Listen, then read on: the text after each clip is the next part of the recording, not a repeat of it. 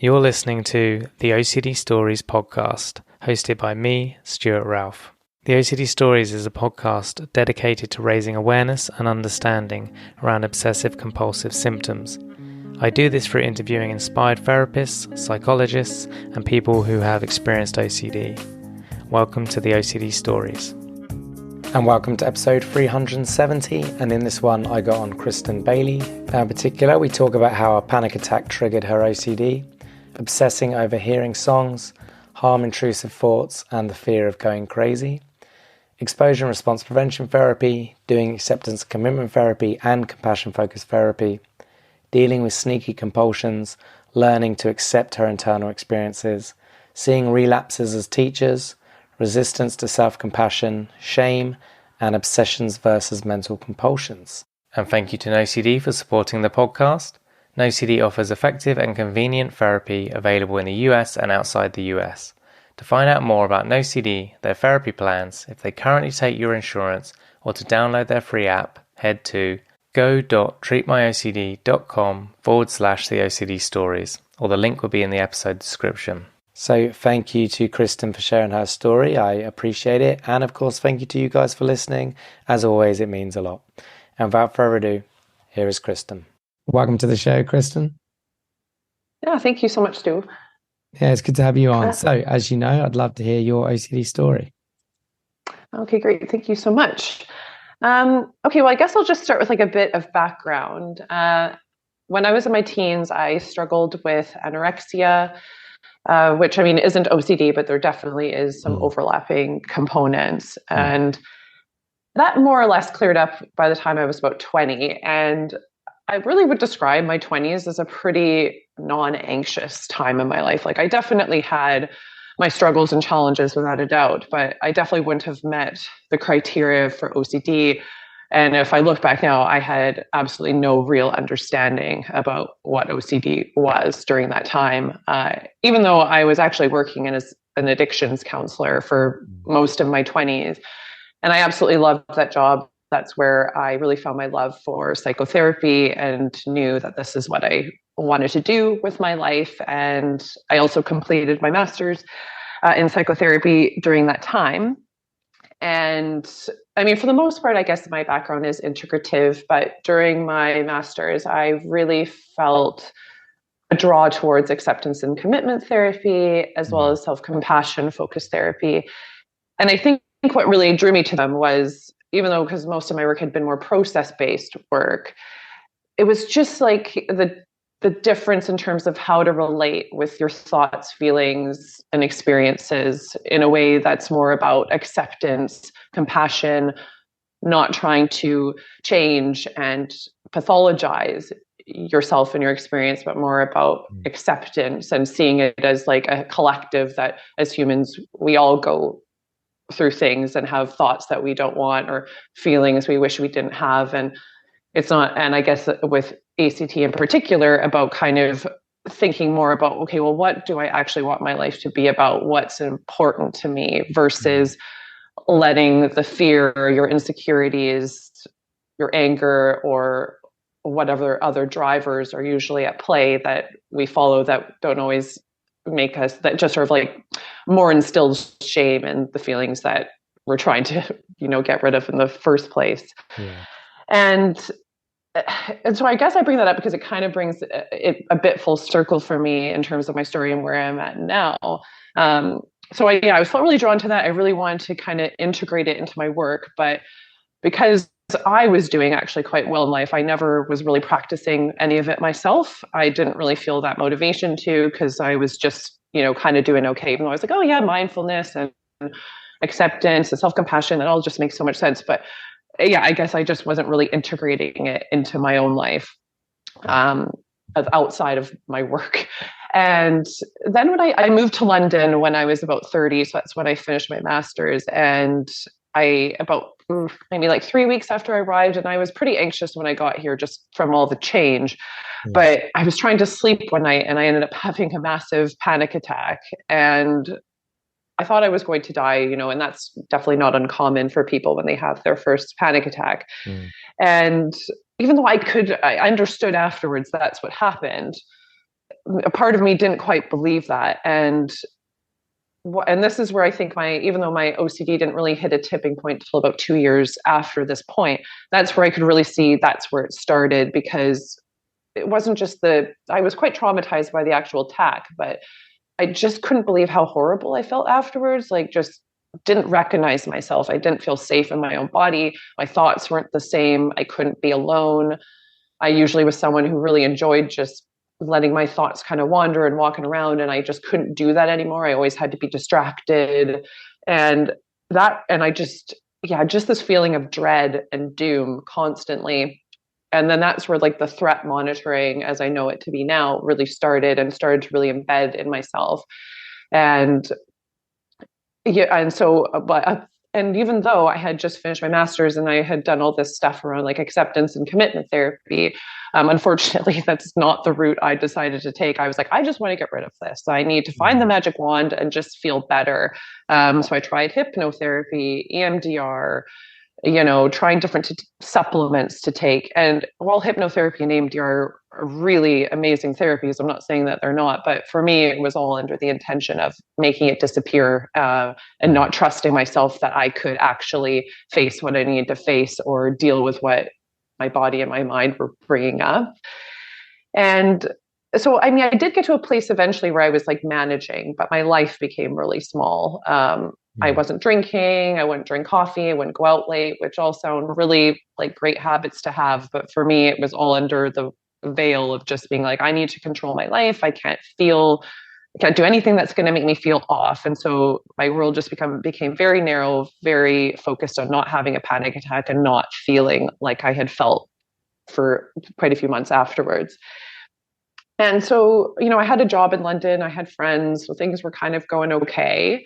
I was managing. But then my dad got diagnosed with cancer. And I think with that, on top of indulging it or engaging in all these kind of compulsive behaviors to manage my experience, it just sort of hit a point where it was like no longer, I couldn't keep up anymore. I started not sleeping, and then I became obsessed by that. And it really kind of tied into my core fear of going crazy. And the more I didn't sleep, the more obsessed I became, and then the less sleep I got. And I just became really more and more kind of into like threat monitoring and assessing how I'm feeling. And then that kind of morphed into songs getting stuck in my head, but not in a typical earworm sort of way. It was like this veil was over me, and unless I was super focused, that's all I could do. Was just, these songs were just so intrusive. And then that kind of morphed into more violent images where it was really hard for me to be around knives, keys, fences, anything sharp, because it would just create this visceral feeling throughout my body. And not that I had the urge to actually hurt myself, but it felt like I was going to, and I would just see blood and gore. And yeah, I look back now and it was really frightening at the time, because I had absolutely no idea what was going on. I kind of figured it was maybe a form, I was maybe going to be experiencing psychosis or something. And all during this time, I'm working as a therapist, and I'm still trying to find a way to make it better. I was researching all the time, trying different supplements again, different forms of hypnotherapy again, went to different therapists, but unfortunately, as much as they cared, they just I don't think understood my form of OCD, and they certainly wouldn't have been able to name it as that. So it just became like this like life's mission for me to try to figure it out, which I think also just, as we know, like just made it a lot worse anyways. And then I guess, and I think for me, it was like an added sense of shame just being a therapist, right? So I kind of felt like, how am I supposed to be helping people? And yet I can barely, I don't feel like I'm like a functioning and whole human being. And so it was a lot of self-judgment. Self-compassion was like an absolute zero. And again, I guess it kind of brings me back to the thing of me not practicing what I was doing in my work, which was so much of my work was around supporting people to accept the unacceptable and to integrate their difficult thoughts and feelings into like their whole selves, an experience, and I was doing the complete opposite. I'm just like, I just need this thing to go away, and I need to make myself better and try harder, Yeah. And then I guess like a year after all of that tipping point, I finally read a book about intrusive thoughts, and it finally just became more clear to me about what actually was happening, why these thoughts and images had been just like imprinted in my brain. And it was such a huge sigh of relief, because I was like, oh my God, this is a form of OCD. I had no idea. And me being in the mental health field, to have no idea was really shocking to me, really. And so I finally reached out to someone who was a specialist, and I was surprised, like when I told him a little bit about what I was experiencing in my assessment, and he was so chilled about it. He was like, oh yeah, that's OCD. And yeah, we should probably have that like sorted in about 8 sessions. So I was like, how come you're so relaxed about this? Because anyone else, I barely told anyone about it because I just didn't really know how to talk about it, especially with like friends or family. But any workers I saw, I think they were quite perplexed by it, I guess. And so I wasn't used to someone just being like, oh yeah, this is what that is, and yeah, no problem.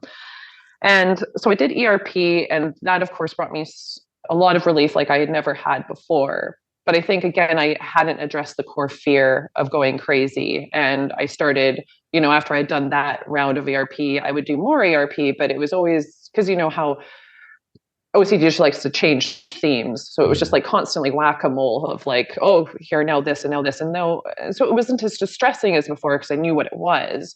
But it was like, I would kind of end up in the same patterning again, back and forth.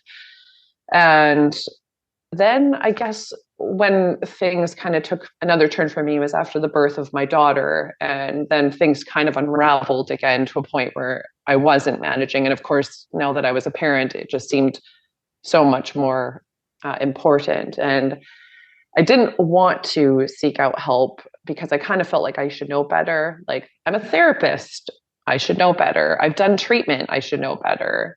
Like, how come I can't deal with this on my own? But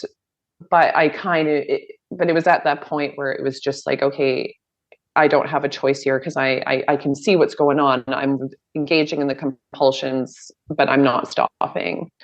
And so that's when I finally reached out to an acceptance and commitment therapy specialist. And I thought it was going to be just a lot more exposure work again, but actually it was much more about, like, even though there was exposure components, it was much more about supporting me in truly accepting the feeling of dread and being with it, and diffusing from the thoughts that my mind brings up about that, and getting really honest about what compulsions I was doing that I was not, really willing to accept or let go of, that were kind of like sneaky, I guess, compulsions, that were just like kind of keeping it alive. And definitely lots of self-compassion, because I think my therapist could really identify how that was a huge secondary trigger, I guess, was that because I'm a therapist and a mom, it was like this added layer of, I just need to try harder, but actually I just needed to do something different, and relate to my experience and my inner experience, like, really differently. But yeah, so that, I guess, that kind of why it brings me back around, because even though it's been about 10 years or something since I kind of studied that, now I kind of feel like I feel a bit more congruent. Like, how I work with clients is also how I'm practicing and how I'm, or at least trying to, live my life. So it just feels a lot more, integrated and congruent. Yeah. Yeah. Wow. Well, thank you for sharing. And is there, so you said it was around the age of 30, I think, when you moved from Canada to the UK, that it really kind of kicked in, after that panic attack. Was there any sort of traits or things that signaled maybe potential OCD in your past? Oh yeah. I've always been someone who's a bit of a people pleaser. I really, and I would get really stuck on things, and like, if I felt like I upset anybody, I really could not really let it go. I'd have to solve that immediately. I couldn't just sit with the discomfort or the uncertainty that person might be mad. And I think just a lot of difficulty with sitting with, I think there's always just sort of been like ways that I've dealt with that feeling of uncertainty or dread or unease. Like, and for me, I guess I found other ways like before, which was around managing it through diet or controlling my body, and just kind of having that be more of like the hyper focus. So I think my brain has a tendency to really like narrow in, Yeah. where get really sticky and that's something I can kind of notice even now is like, oh, I almost feel like this narrowing. And that's when I know that I'm like engaging in some form of a compulsion. I didn't really ever know it before, but it's like when I can feel myself almost like just I can almost feel this pull to just like hyper focus. And I think that's always been something I've maybe struggled with doing for a lot of at least my teenage years, for sure. Yeah. Thank you for sharing. And for those that may be not familiar with this sort of theme of OCD, of this worry of going crazy, how would you describe it that it kind of showed up for you? Kind of like, what did it look like in terms of worries and compulsions? Yeah, I guess the biggest compulsion was like threat monitoring. Like, how am I feeling right now? It would just be a constant like, oh, I don't really feel quite right. What is this about? I wonder what this is. Maybe I shouldn't have had that second cup of coffee. Maybe that's because I didn't get enough sleep last night. I thought I got 7 hours, but maybe I didn't. And it would just always trying to figure it out. Like, why do I not feel quite right? Yeah. And just really monitoring my internal experience. So then, of course, I'm not really present to what's going on, and it just makes it so much bigger. And I never figure it out ever. And then it just sort of amplifies that belief inside myself that there's something, I'm broken, there's something not quite right with me. Yeah, makes sense. Did you ever like avoid anyone or any places that maybe in some way would increase the chances of this fear happening? Well, I think what was really avoiding was, I mean, anything that would. So I think maybe I mentioned was like I stopped drinking any alcohol. I stopped going out, and if I did go out, it was like something I was really worried about because then it would be outside of my routine. I'd be afraid of like, oh, what if I go to bed late and then I can't sleep and then I tip over the edge? And so it would just be that I had to kind of keep everything in this very little box. I couldn't go outside of that.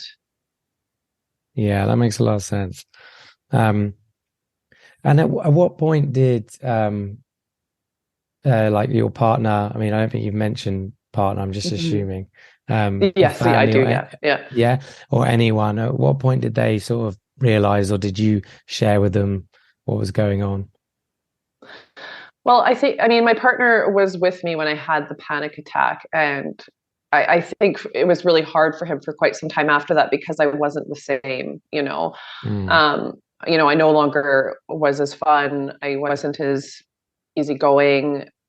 I was much more particular about how things had to be.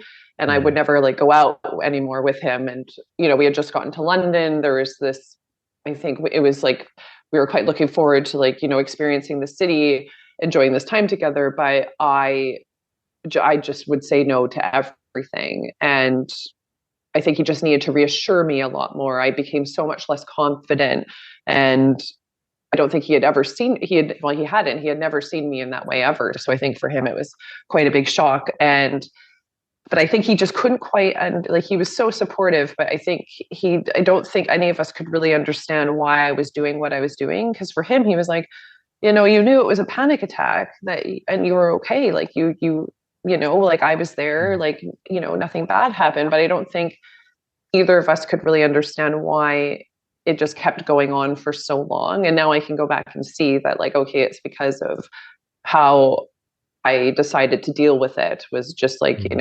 compulsively checking. And I think it's interesting because I never really talked about it, but I have some friends who I've talked about it with them now. They're like, yeah, we could tell that you were struggling. Like, we could just tell you weren't really yourself, like were a bit distant. Like whenever you'd come and hang out with us, you just didn't really seem like you were before you moved to London. But I mm, don't think they really knew what to say, or how to even ask. And yeah, and I think it's only really been, I think recently I've been more open about it, especially with like my parents or my friends, just because I think I have so much more, maybe it's because I have more distance, but also I think I have so much more of an understanding of really what this all was about, and my shame around it has really decreased. Good. Yeah. Yeah. Okay, brilliant. I'm glad to hear that. Um, and you mentioned part of the work with ACT was to start to accept the possibility or make peace with this fear of going crazy. Mhm. Um, Yeah. and obviously for those that have never maybe done ACT, that just the sound of that probably sounds quite scary. Yeah. Yeah. So how was that process for you of coming to terms with that or making peace or accepting?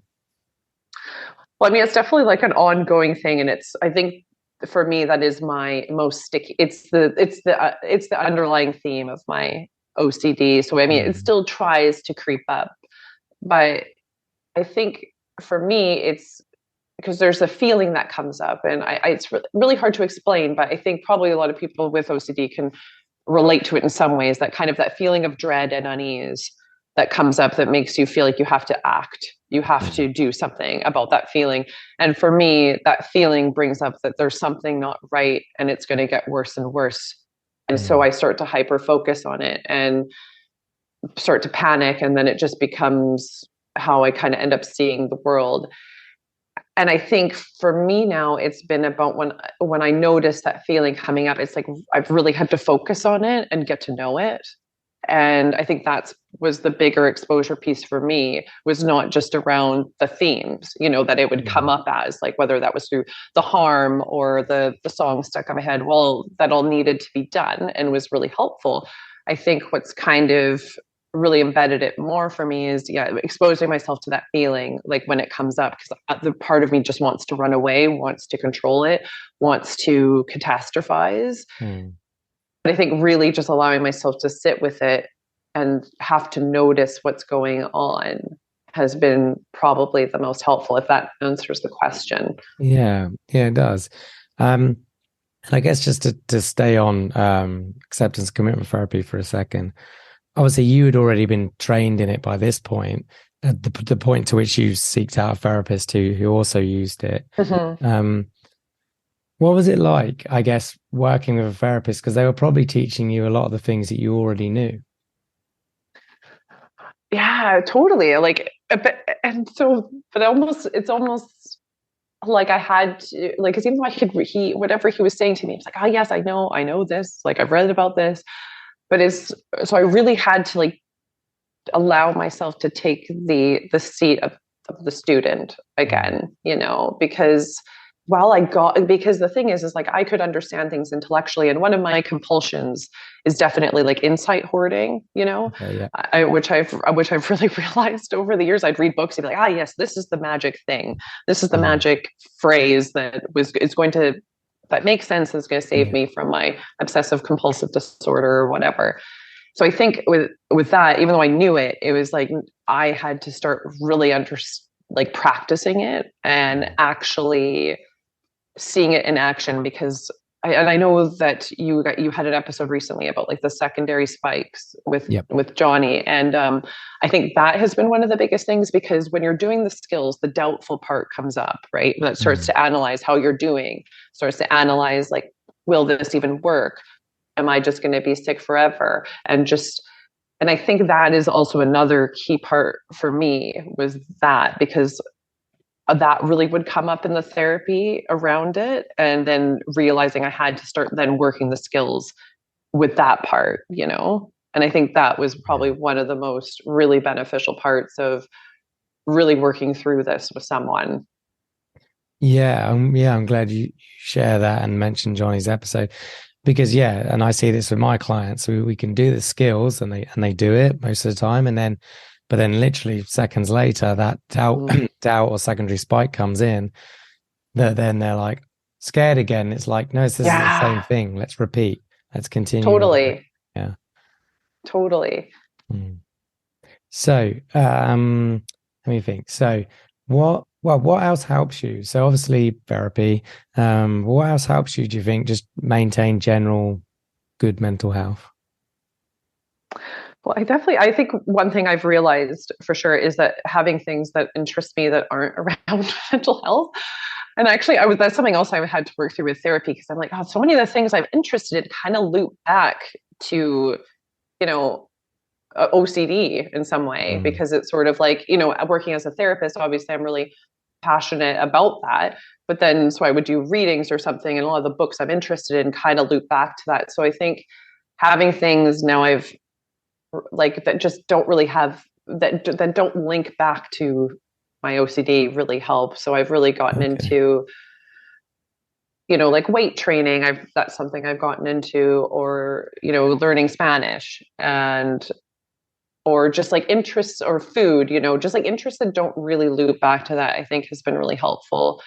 Um, and that's another thing. I mean, being a mom has, for me, I think been a huge, huge motivator. I think it's because it's not just about me. I Yeah. think when I look at my daughter, I just really think I'm like, how would I want to, if she was going through this, how would I want to respond to her? And also, if she was to witness me or to be able to see what actually I'm going through, like, how would I want to role model how to be with that, you Yeah. know? So I think that's been really, really huge. But I guess that kind of in some ways loops back to acceptance, or it can like relate to values as well. It's like really trying to think about like what is actually really important to me and Mm. my relationships, and like, just I guess like that overall acceptance that I am an imperfect person just like anyone else, and that's part of my belief system. Mm. Since I started working in addictions, especially, I mean, so much of addictions work is around self-compassion because relapses are inevitable. It's not this straight line. Yeah. And I think for me, it's like really actually practicing that with myself, that this is not a straight line journey. There's going to be bumps. And actually, I would say, even while I'm really sad about having a relapse after my daughter was born, and that it kind of took away the joy of those first few months, I'm also kind of thankful for that relapse in some ways because it's kind of allowed me to get deeper again with my recovery in Mm. OCD, and that's something I really noticed with clients and I really believe in is that, sometimes those relapses, as painful as they can be and disappointing, they also really open the door for a deepening of what's really important to you. They can really be huge teachers. Yeah, really, really good points. A good way to look at it. Yeah, when you said about you've got other hobbies aside from things to do with the OCD, and Mhm. I think that's so important because, in my journey, and I see it in others, that they get so involved in the community, like maybe it's advocating or maybe it's just building loads of Yeah. friends, and they're reading about is OCD, all they're talking about is OCD, all they're talking to is people with OCD. And don't get me wrong, Yeah. that's amazing, and community is so important for recovery. But I think there also needs to be a bit of your time where you dedicate to something else, like learning a skill that has nothing to do with OCD, or Totally. yeah, reading fiction, if that's something you're Yeah. into, or Yeah. yeah, going to watch football, soccer, or whatever it is. Um, because yeah, I think otherwise you can't get away from it. You're all about OCD, even if it's the good side of OCD, which is like the learning about it, the recovery, and the yeah.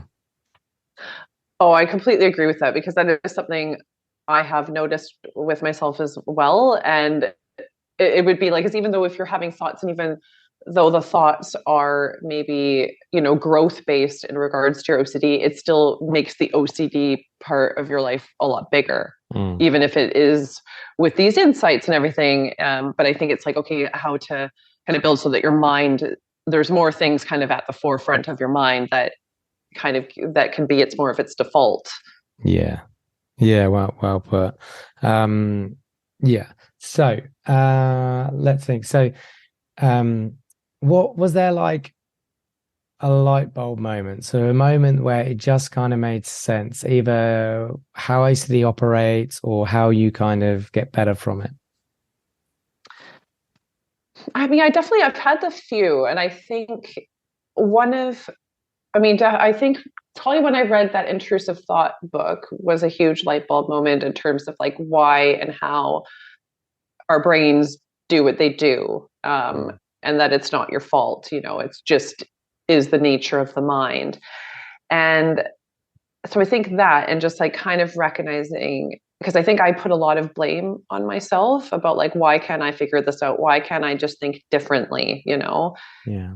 And and this is what I've noticed too. It's not just people with OCD; it's the mind in general, right? Like that's just how they work. They're kind of like they're a threat-based system trying to figure out what, like, the next thing to worry about, or what's the biggest threat. And so I think recognizing that and not seeing it as like a me problem and that I'm Mm. sick, I might have a more I might have more challenges with it being sticky with certain things, but really this is something that I see everyone go through. It just may not get to the point where, that they actually need like some form of treatment for where it's like really distressing, right? Yeah. And I think also, yeah, like, so I think that's been like a really huge one. And then some other moments have definitely been around, I guess that you always, oh, okay. I think actually another big one, because I think it's really hard with mental compulsions, right? Like you kind of like almost feel like you don't have a choice. Like Mm. I sometimes used to wish that I had a different form of OCD where I had like a behavioral compulsion, so that like maybe that would be easier, because it seems that ruminating and checking and that are just so much more sneaky. Mm. And sometimes I would get kind of confused too, because it often says like, don't stop your thoughts. You can't stop your thoughts, but you do have to stop yourself from ruminating. And I think Yeah. that part I found really confusing. Was something like, oh well, I'm not supposed to stop my thoughts, but I'm ruminating constantly and checking. So how do I know when I'm supposed to stop it and when not? And so I think, Mm. and that's been a more recent, I think, light bulb moment, if you will, was just recognizing what part is the obsession and what part's the compulsion, because I think I had a really hard time like differentiating them, and then I would get really, again, lost, I guess, in the compulsion of like trying to figure that out. So I think a huge light bulb for me has been noticing of like, okay, no, that's the automatic thought, and this is the part that I have a choice over engaging Mm. in. Yeah, really good point. Yeah, absolutely. It's like you can't stop that automatic initial thought, but then anything you do after that is most likely rumination. Yeah, That's kind of how I yeah, look at it. Yeah. yeah, totally. And it's taken me quite a while to figure that out. I think, like, yeah, that part, like, yeah, I only think I figured it out in like the last, or really fully understood it, I guess, on a practice perspective in the last like maybe 6 months. Yeah, fair enough. It's one of those things when you're in it, it's really hard to tell the difference initially. Totally. Yeah. So you also kind of alluded to there about um well, like the statements of like, well, I should be doing better, or I shouldn't be experiencing Hmm. this, or oh, so kind of like shame, I guess. But then you did kind of allude to compassion. So how has compassion or compassion focused therapy like helped you in your journey? Oh, I think that honestly has been huge, Mm. and and I really see this actually. I don't know about you, but I've seen this a lot with clients. There's a lot of resistance to Yeah. self compassion. Like whenever I bring it up to people, it's like the last thing they want to do, and Mm. the last thing that they feel capable of doing, almost like it just. And I can totally understand it. Even though I could understand it from like an intellectual perspective, and yes, this makes so much sense, but in practice, I couldn't. It just was. It did not. I wouldn't stick with it. It just seemed to be and even when I remember actually when I was doing my therapy with Johnny about this, I was like, yeah, I'm doing all the skills, but the only one that I never do is the self compassion. Mm. And so I was like, okay, that probably means this is, if that's something I'm avoiding, I really need to get on with that. But I think since doing that, and I think one of the ways that actually has helped me the most is actually this meditation where you kind of you connect with yourself in the future. You kind of have this future version of yourself who, is more wise and can kind of see things more clearly, just like as you would in now, to be able to look at yourself in the past and have compassion for yourself when you didn't have the knowledge you have now.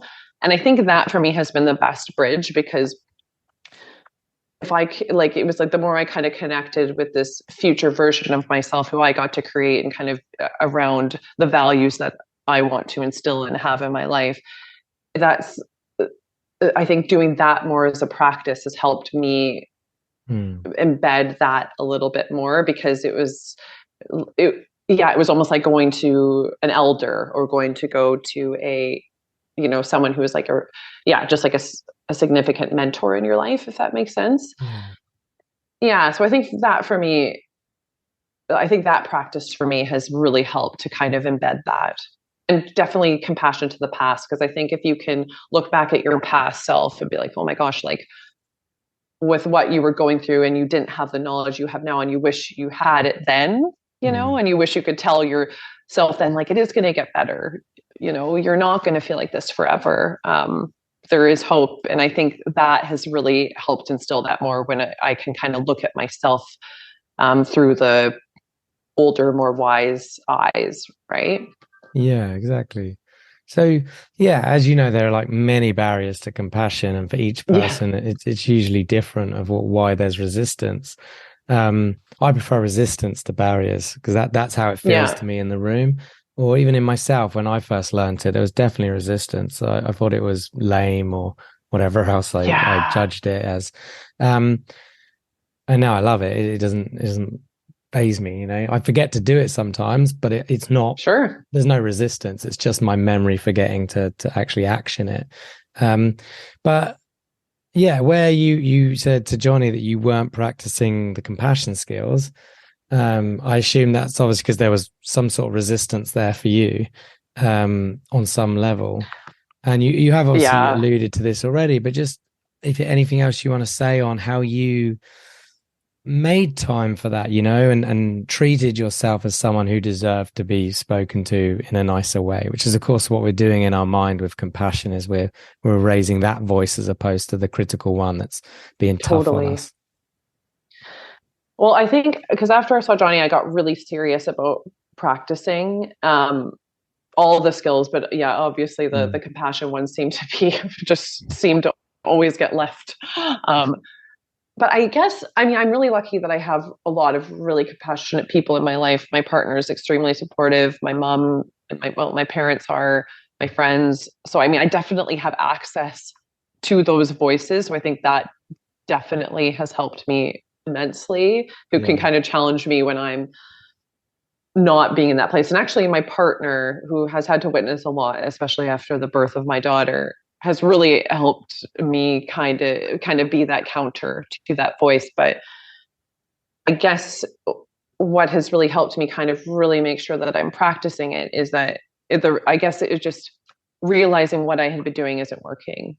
Like, no matter how much resistance I may have to this, like truly giving myself compassion and not letting the shame and the blame take over, is that I could see when I look back on my experience, like, well, whatever I have been doing isn't working. Like, I've just been creating more suffering for myself. Really good point. I like that. Yeah, acknowledging that, well, my current strategies just haven't helped. Don't work. No. If they had, I would be somewhere. I would be feeling it probably a bit different right now. Yeah, and obviously in ACT, that's called the exercise called creative hopelessness. Yeah, trying to get people to see through questioning that my ways just haven't worked for me. So maybe it's time to let them go. Is that something Johnny did with you explicitly, or just something you came to on your own?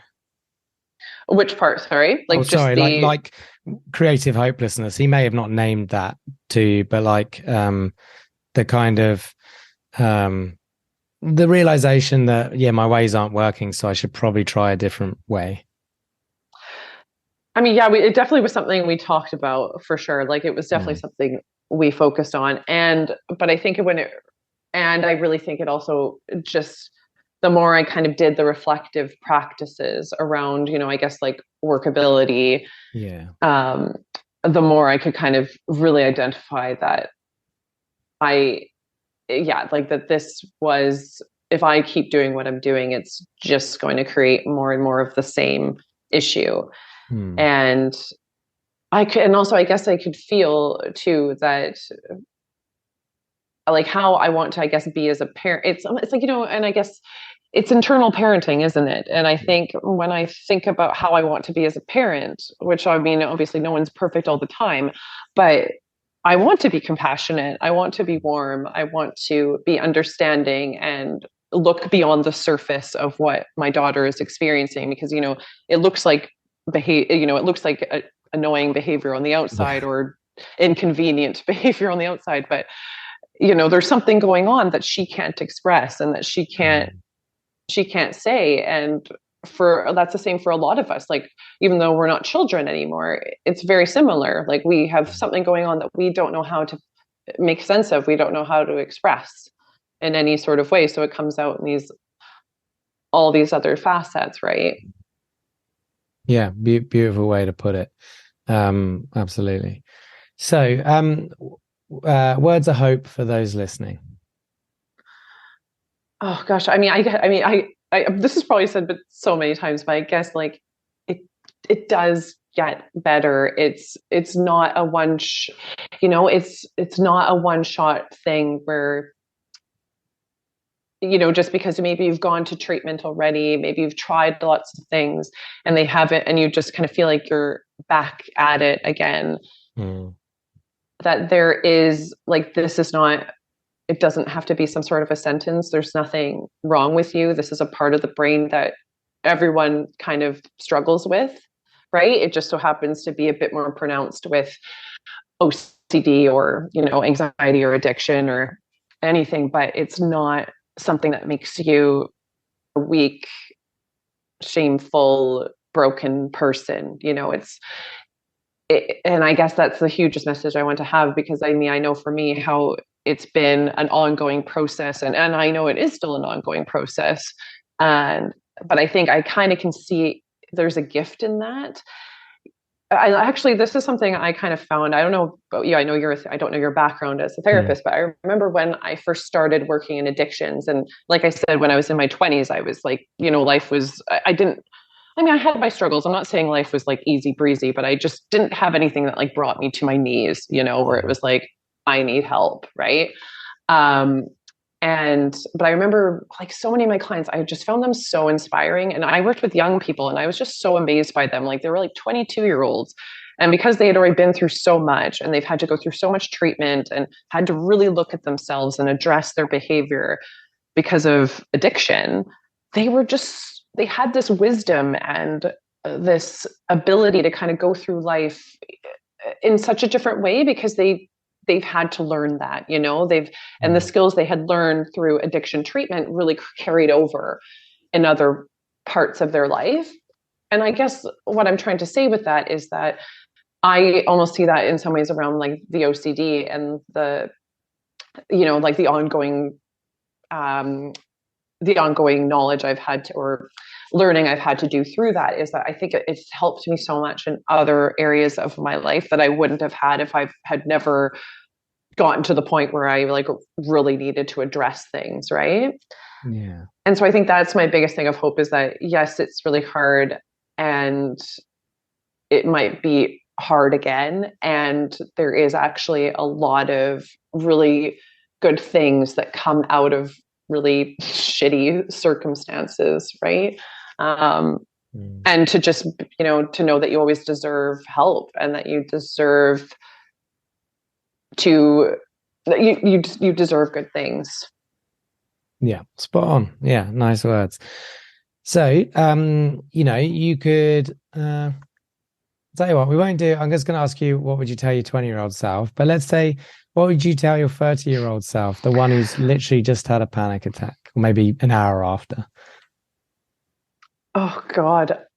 Honestly, I do really think about that because sorry, I don't know if this is a bit of a side note, but I Mm. remember I had this vision after it happened, and was feeling absolutely horrible. And I remember looking at my partner's father, and he was sitting outside, just like sitting there looking at a tree by the pond, and just looked so content. And I couldn't imagine it. I was like, all I want is to just be able to sit there and be okay with whatever is going on in my mind and my body. Like, I just dreamed of that, you know? And I just want to be able to tell her that you will, you're not, this isn't a sentence. You're not going to feel like this forever. You are going to get stronger actually out of this. You're going to, as much as it's painful, you're also going to be a better therapist, because of what you're about with what you're going through. And there is growth that is going to come out of this situation. Yeah, well, good point. Quite a powerful image of I remember it so vividly. Yeah. Was it by any chance like a big oak tree? That's what I had in my mind. I don't even know what it was, but it was some, like, it was, like it was, I don't even remember what tree it was, but I just remember that so vividly, of him sitting by the pond and the trees. And I was just like, I just want to be him. Yeah. Have you ever told him that? No, but I probably should. If he listens to this, which I might get him to anyways, but I probably should tell him that. Yeah, it'd be interesting. Billboard. You got a billboard in London? What do you want written on that billboard? Oh God, this is an interesting question. I would like, the first thing that kind of comes to my head is like, accept it all. But I don't love that. Okay. But I think because maybe you can't accept it all. But I mean, that, I think maybe that's like the underlying message, is just like kind of, I guess like acceptance. Yeah. And the it in accept it all could be like the thoughts and feelings. Yeah, because I mean, I'm like, but because then I want to get like into it. I'm like, but there's a lot of things that, of course, like certain behaviors or whatever actions we don't want to accept. But I guess it's the, because I think for me that's been like the hugest thing, is just around the openness and the willingness to the openness and the willingness to go forward and face difficult things. Yeah, nice. And lastly, is there anything else you wish you could have said or shared today?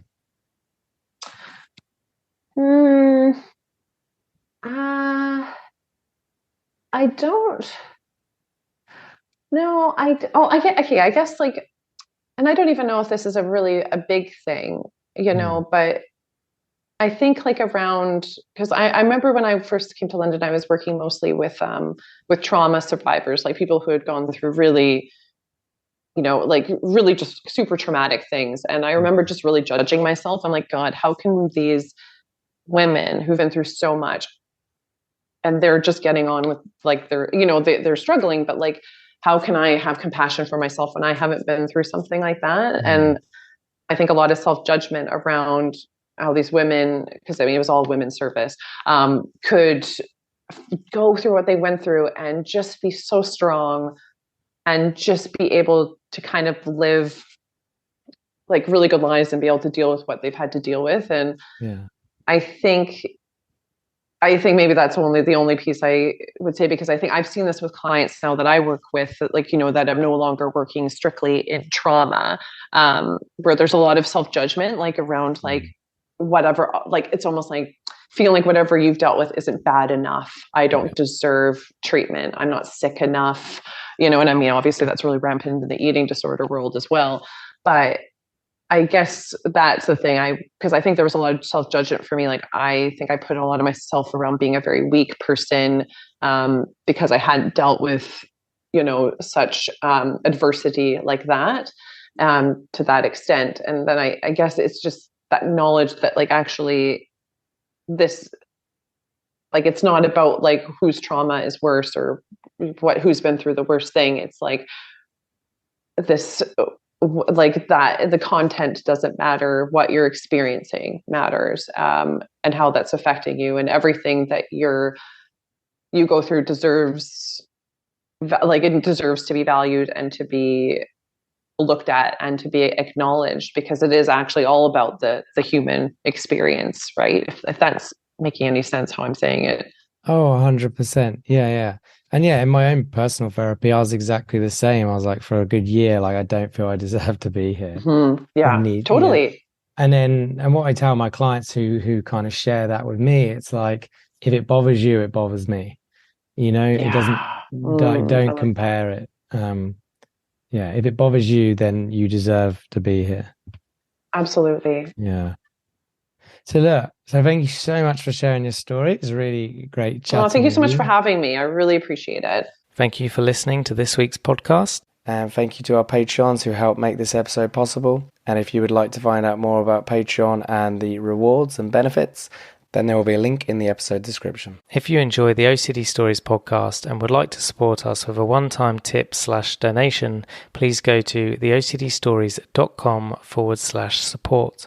All tips, no matter how large or small, are greatly appreciated. Please subscribe and rate the show wherever you listen to the podcast. And thank you to NoCD for supporting our work. If you want to find out more about NoCD, head to go.treatmyocd.com/theOCD stories or click the link in the episode description. And quick disclaimer, guys, this podcast is not therapy. It is not a replacement for therapy. Please seek treatment from a trained professional. And until we speak, take care.